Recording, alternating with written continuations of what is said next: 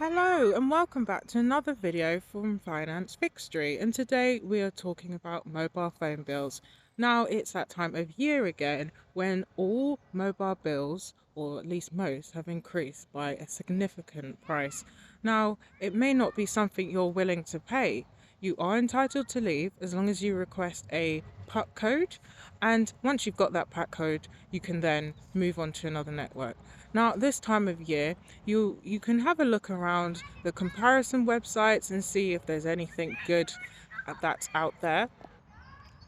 For example, companies such as Lebara have really good deals, including roaming when you go abroad internationally.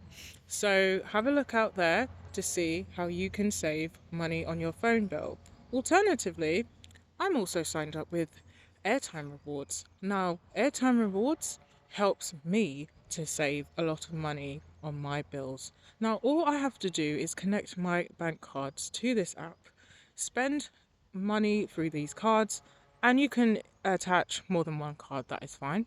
Attach more than one card, spend as you normally would, and then you will get a little bit of money back from everything that you spent.